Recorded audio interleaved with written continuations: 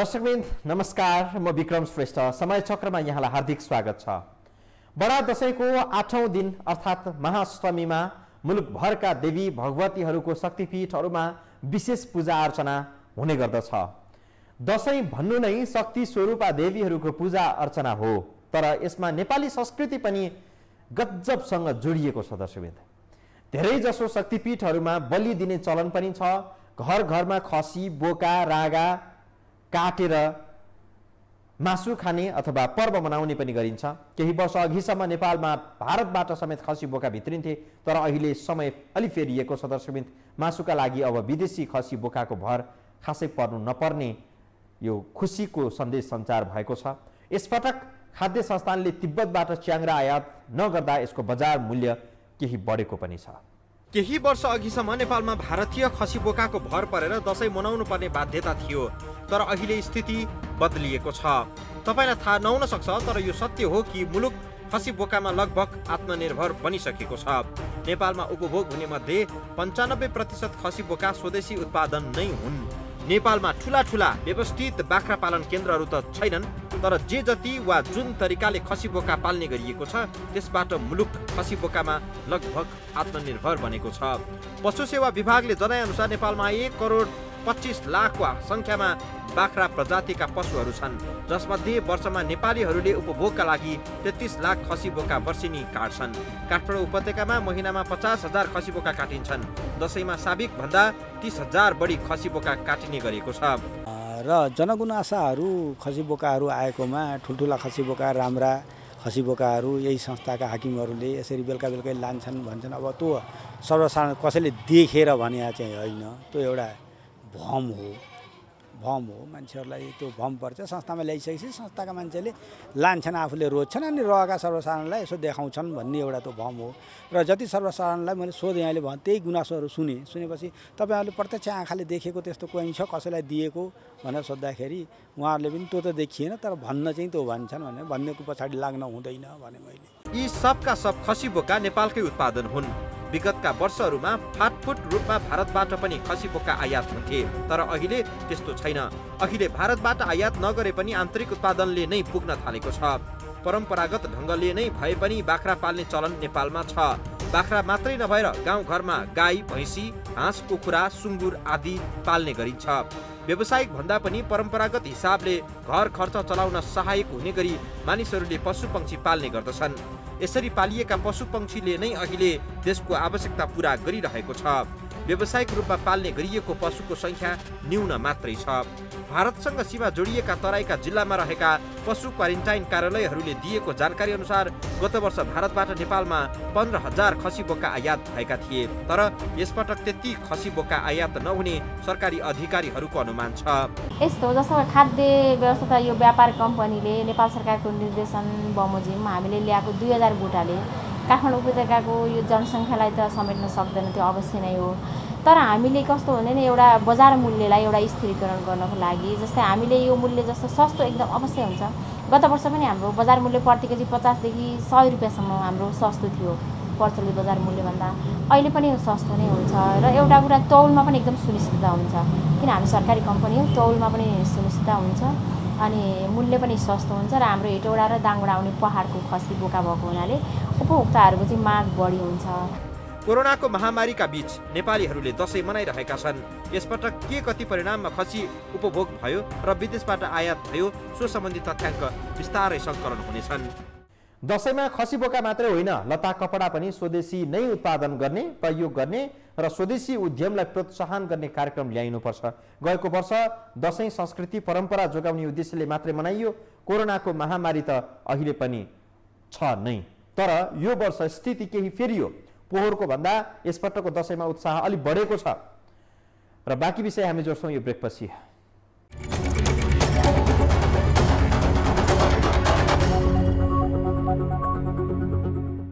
दशैंको फुलपातीदेखि महानवमीसम्म खसी बोका काट्ने, बलि दिने चलन हिन्दू परम्परा अनुसार छ। घरै पछि खसी काटिने भएको कारण यस बेला घर घरमा मासुको भण्डार नै लाग्छ र दशैंमा धेरै मासु खाने चलन पनि छ। तर मासु धेरै खानु कति उचित हुन्छ र मासु कति खानु उचित हुन्छ यसबारे जानकारी तपाईँ हामीलाई नहुन सक्छ।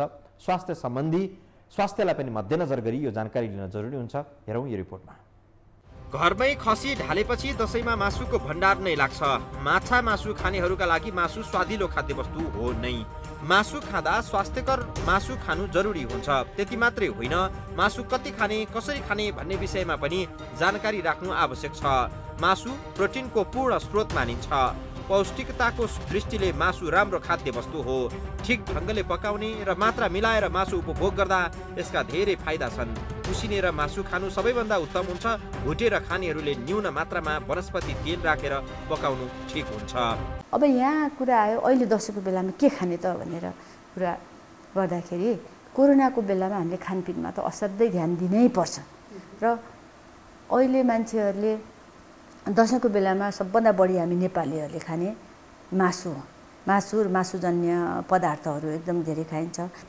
मासुको परिकार नै भन्छ। त्यसै कारणदाखेरि मैले के भन्छु भने मासु खाने मान्छेहरूले त रमाइलो गर्न, साथीभाइ भेटघाट गर्न मासु त खाइन्छ, तर मासु खाँदाखेरि आफ्नो स्वास्थ्यलाई ध्यानमा दिएर र एकछिनको रमाइलोले पछि समस्या नपरोस् भनेर ध्यानमा दिएर हामीले मासु र मासुजन्य पदार्थहरू प्रयोग गर्नुपर्छ। मासु पकाउँदा लसुन, दालचिनी, ल्वाङको तेल, रोजमेरी मिलाएर पकाउँदा राम्रो हुन्छ। मासु खाएपछि दही खानाले मासु पचाउन पाचन प्रणालीलाई सजिलो हुन्छ। मासुलाई पकाउनु अघि 1 देखि 5 डिग्री सेल्सियसमा चिस्याउनु आवश्यक हुन्छ। रेफ्रिजरेटरमा चिस्याएको मासु भन्दा ताजै मासु खाने चलन छ, तर स्वास्थ्यको दृष्टिले मासु 12 घण्टा चिस्याउन आवश्यक छ। खानेकुराहरूको चाहिँ हामी चाहिँ सकेसम्म चाहिँ लामो समयसम्म नखानु भन्छौँ। जस्तो काउली, बन्दा, थाई हुन्छ, अरू मकै त भटमास, यी कुराहरूलाई चाहिँ हामी चाहिँ लामो समयसम्म प्रयोग नगरौँ भन्छौँ। भनेको एक आकलजुकुल खाँदा भयो। जस्तो हाम्रो के छ भने गाउँघरमा काउलीको सिजन छ नि, बारीमा काउली लगायो भने म त महिनैभरि काउली खाइदिन्छु, बन्द छ भने महिनैभरि बन्द खाइदिन्छु। त्यसरी चाहिँ नखाउँ होइन, त्यो आकलजुकुल खानु भयो। त्यसमा चाहिँ केही हदसम्म चाहिँ यसको चाहिँ रोल, जुन थाइरोइड हर्मोन कमी हुने कन्डिसन हाइपोथाइरोइडिजम छ, त्यसमा चाहिँ यसको प्रुभन छ। यो चाहिँ वैज्ञानिक रूपमा पनि प्रुभ भएको कुरा हो। त्यस्तो कुराहरूमा चाहिँ हामी नखाउँ भन्छ। तर यो टन्सिलाइटिस हुँदाखेरि मासु नखाने अथवा थाइरोइडमा मासुको चाहिँ केही रोल छैन। मासुमा रहने बोसो सकेसम्म नखानु नै राम्रो हो, किनभने बोसोले शरीरलाई केही फाइदा गर्दैन। केही रोगहरू भएका व्यक्तिका लागि त बोसो झन् घातक हुन सक्छ। औसत उचाइ भएका व्यक्तिहरूका लागि दैनिक 66 ग्राम बोसो आवश्यक हुन्छ। यति मात्रा दैनिक खाइने खाद्यवस्तुबाटै प्राप्त हुन्छ। त्योभन्दा बढी बोसो उपभोग गर्दा पाचन प्रणालीलाई भार पर्छ। अनावश्यक बोसोले मोटोपन जन्मन सक्छ। खसीको मासु शक्तिको पनि राम्रो स्रोत हो। 3 औंस मासुमा 122 क्यालोरी शक्ति पाइन्छ। 3 औंस भनेको 85 ग्राम हो। मासुमा धेरै किसिमका प्रोटिन पनि पाइन्छन्। मासुको प्रोटिनमा 8 किसिमका एमिनो एसिड पनि पाइन्छ। एमिनो एसिड शरीरका लागि आवश्यक हुन्छ, जुन शरीरले आफै उत्पादन गर्न सक्दैन। तर मासुमा धेरै किसिमका एमिनो एसिड हुने भएका कारण मासु उपभोग स्वास्थ्यका लागि लाभदायक हुन्छ। 85 ग्राम मासुले प्रोटिनको दैनिक माग पूरा गर्न सक्छ। प्रोटिनले मांसपेशी तथा शरीरका अवयवहरूको विकासका लागि आवश्यक हुन्छ। तुलनात्मक रूपमा पहिलाको भन्दा अहिले त मान्छेहरूले मासु खाने अलिकता बढेकै छ मैले देख्छु होइन। विभिन्न गाउँघरहरूमा पनि समुदायहरू मिलेर मासु काटेर अनि भाग लगाएर खान्छन्। त्यो एउटा पक्ष, त्यो चाहिँ सकारात्मक पक्ष भयो। तर एउटा कुरा के छ भने मासु खाने मान्छे मासु खाएपछि मात्रै दशैं मनाइन्छ भन्ने कुरा चाहिँ त्यति सत्य नहोला। किनभने कतिजना शाकाहारी पनि हुन्छन् होइन। जस्तो म आफै पनि शाकाहारी हुँ। खसीको रातो मासुमा प्रशस्त मात्रामा जिंक पाइन्छ, जुन विशेषतः केटाकेटी तथा किशोर किशोरीका लागि रोग प्रतिरोधात्मक क्षमता बढाउन सहयोगी हुन्छ। त्यस्तै मासुमा आइरन अर्थात् लौह तत्त्व पनि हुन्छ। यसले युवा, वृद्ध, बाल बालिका र बिरामीलाई फाइदा पुर्याउँछ। त्यति मात्रै होइन, मासुमा भिटामिनहरू, खनिजहरू पनि पाइन्छ। यस्ता तत्त्व शरीर स्वस्थ राख्न आवश्यक हुन्छ। दशैंमा एकैपटक धेरै मासु उपभोग गर्नुभन्दा मात्रा मिलाएर नियमित मासु खानु स्वास्थ्यका दृष्टिले लाभदायक हुन्छ। मासु भनेको एउटा चाहिँ एउटा सिनोनिम जस्तो पर्यायवाची जस्तो भइसकेको छ होइन। त्यसैले मासु बिनाको दशैं भने खल्लो नै हुन्छ। त्यसले मासु खाइन्छ। अब त्यो चाहिँ एउटा चाहिँ हामीले मासु खाएर चाहिँ मासु खानसँग सम्बन्धित समस्या भनेको चाहिँ हजुरले जुन भन्नुभयो भएको चाहिँ अड्केर आउने समस्या, यो हामीले कतिपयलाई चाहिँ एकदम अनकमन यस्तो पनि हुन्छ र भने तर एकदमै कमन छ। दसैँमा विशेष गरी सप्तमी पछिको टाइममा चाहिँ हस्पिटलमा चाहिँ इमर्जेन्सीमा चाहिँ मासु अड्केर आउने समस्या चाहिँ हुन्छ, मासु अथवा हड्डी अड्केर आउने। यसको ठिक मात्रा चाहिँ व्यक्तिको तौल, उमेर, लिङ्गका आधारमा तय हुन्छ। यद्यपि औसतमा 75 ग्राम मासु दिनको उपभोग गर्नु स्वास्थ्यको दृष्टिले ठिक हुने विज्ञहरूको सुझाव छ। विज्ञहरूको सुझाव अनुसार मासु एकैपटकमा धेरै उपभोग गर्नुभन्दा मात्रा मिलाएर खाइरहनु चाहिँ उचित हो। विभिन्न अध्ययनले माछा मासु सेवन गर्ने भन्दा नगर्नेहरूको स्वास्थ्य राम्रो रहेको निष्कर्ष पनि निकालेको छ। यद्यपि मात्रा मिलाएर सेवन गर्ने हो भने माछा मासु खाने मान्छे पनि दीर्घजीवी हुन सक्छन्। हामी प्रसङ्ग जोड्छौँ यो ब्रेकपछि।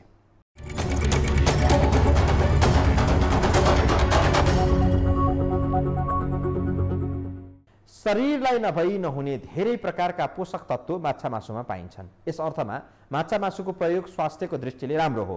ख्याल गर्नुपर्ने यति मात्रै हो कि मासु जति खाइन्छ कम्तीमा बुझेर खाउँ।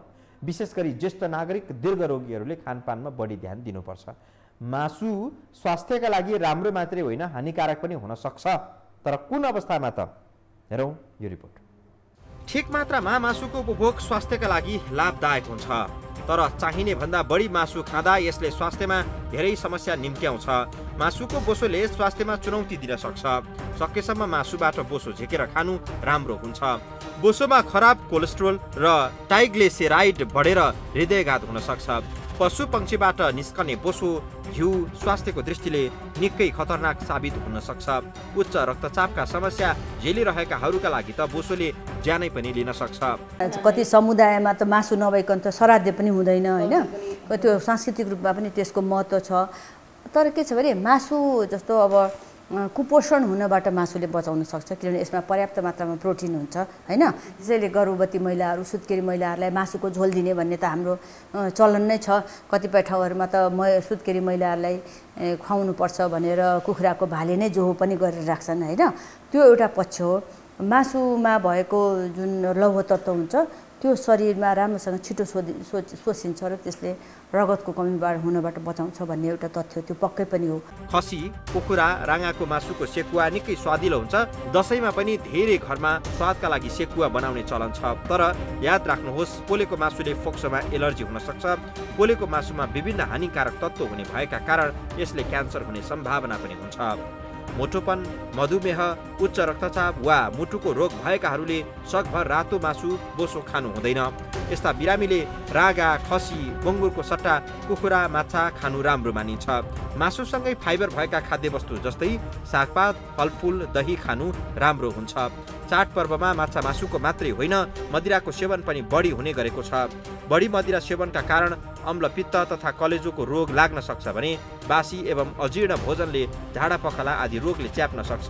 अर्कोतिर छोइला, कचिला वा काँचो मासुका परिकार खाँदा नाम्ले किरा एवं अन्य पशुपक्षी जन्य संक्रमण भई अनपेक्षित रोगको शिकार भइने खतरा पनि उत्तिकै छ।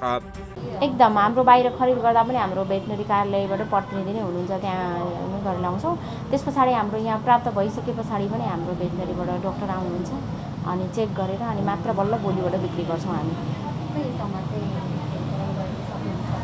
अब विगत वर्षहरूको अनुभव हेर्दाखेरि त हामीले सप्तमी, अष्टमीसम्म चाहिँ बिक्री गरिरहेका छौँ। मधुमेह, रक्तचाप, मुटु रोग आदिको औषधि सेवन गरिरहेका व्यक्तिले मासु, मदिरा तथा तासको नसामा लागेर औषधि खान बिर्सेमा हृदयघात र पक्षपातको खतरा मोल्नुपर्ने हुन्छ।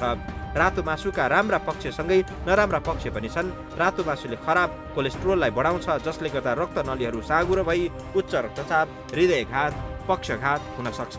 रातो मासुको अधिक प्रयोगले युरिक एसिड, बाथ, आन्द्राको क्यान्सर, अल्जाइमर्स, हड्डीको समस्या, स्तन क्यान्सर हुने सम्भावना पनि बढी हुन्छ। त्यस्तै मोटोपन, कब्जियत, फोक्सो, खाद्य नली, कलेजो र प्याङ्क्रियासमा क्यान्सर हुन सक्छ। कतिजनालाई विभिन्न किसिमको समस्याहरू हुन्छ जसले एक छाक पनि छोड्न सक्दैन। मधुमेहका समस्या भएका मानिसहरूलाई औषधि खाइसकेपछि खानु पर्ने हुन्छ। कतिजनालाई पेटमा घाउ हुन्छ होइन, त्यस्तो मान्छेहरूले त छोड्न सक्दैन। उनीहरूलाई चाहिँ हामीहरूले सन्तुलित खाना खाने, समय समयमा खाने, तर धेरै एकैचोटि नखाने, साथसाथै एकदम त्यो धेरै पिरो पिरो भन्दा पनि चिल्लो हालेको मसला हालेको खानेकुरा एकछिन खान त मिठो हुन्छ तर त्यसले नराम्रो असर पार्ने भएको हुनाले हामीहरूको खानेकुराहरू हाम्रो नेपाली खानेकुराहरू असाध्यै राम्रो छ के मैले संसारका विभिन्न देशहरूमा गएर हेरेँ हाम्रा खानेकुराहरू स्वस्थकर छन् तर त्यो स्वस्थकर खानेकुराहरूलाई हामीले चाहिँ अस्वास्थ्यकर बनाइदिन्छौँ आफ्नो चाडपर्वमा धेरै उपभोग गरिने मध्ये मदिरा पनि एक हो। सामान्यतया बजारमा पाइने विस्की, वोडका, रम नियमित 2 पेग अर्थात् 90 मिलिलिटरसम्म पिउँदा फरक नपर्ने चिकित्सकहरूले सल्लाह दिने गर्दछन्। उच्च रक्तचाप झेलिरहेकाहरूलाई पनि कतिपय फिजिसियनहरूले 2 देखि 3 पेगसम्म पिउँदा फरक नपर्ने सुझाव दिन्छन्। तर मदिरा धेरै पिउँदा स्वस्थ व्यक्ति समेत बिरामी हुन सक्छन्। मदिराको अधिक प्रयोगले कलेजो सम्बन्धी रोग, उच्च रक्तचाप, रगतमा बोसो हुने समस्या, हृदयघात, केही क्यान्सरहरू, घाइते हिंसा र मृत्यु समेत हुन सक्छ। अब अहिले हामी दसैँको पहिलो दिन आज घटस्थापनामा छौँ। घटस्थापनादेखि 9 दिनसम्म नवरात्रि हो। नवरात्रि भनेको हाम्रो संस्कृतिमा यसको अत्यन्त ठुलो महत्त्व छ। शिवरात्रि, सुखरात्रि, नवरात्रि भनेर हामी जुन भन्छौँ तिनीहरूका आफ्नै विशेषताहरू छन्।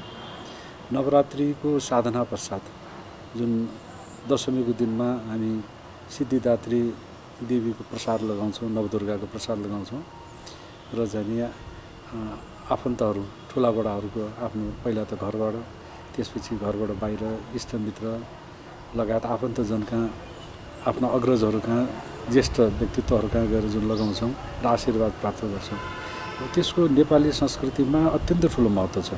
किनभने यसले एउटा त सम्बन्धको नवीकरण गर्छ। अब यस्तो संस्कृति विश्वमा कहीँ पनि छैन होइन। किनभने अब एउटा त चाहिँ नि सम्बन्धलाई नवीकरण गर्ने, हरेक वर्ष चाहिँ नवीकरण गर्दै जाने र त्यसपछि चाहिँ नि यसले एउटा चाहिँ नि सद्भाव बढाउने, त्यसपछि आत्मीयजनहरूप्रति एउटा चाहिँ नि सद्भाव, समन्वय, त्यसपछि चाहिँ नि श्रद्धा, सम्मान गर्ने पनि पर्वको रूपमा विजयादशमीलाई, बडा दशैँलाई लिइन्छ। यसैले अब यो एउटा त चाहिँ नि समन्वयकारी भूमिका विजयादशमीको छ। किनभने यो बियरमा धेरै क्यालोरी शक्ति हुन्छ। धेरै क्यालोरीले मोटोपन र मधुमेह जन्माउन सक्छ। गर्भवती, स्तनपान गराउने आमाहरू, क्यान्सरको जोखिममा भएका व्यक्तिहरू, बालबालिका, औषधि लिइरहेका बिरामीहरू, कलेजो सम्बन्धी समस्या भएका, अल्सर भएकाहरूले त दसैँ होस् वा तिहार मदिरा नखानु नै बुद्धिमानी हुन्छ। जे खाने हो मात्रा मिलाएर खाँदा राम्रो। धेरै खाएर स्वास्थ्य नबिगारौँ किनभने दसैँ अर्को पटक पनि मनाउनुपर्छ। दर्शक आजलाई समय चक्र यति नै, बिदा दिनुहोस्। नमस्कार।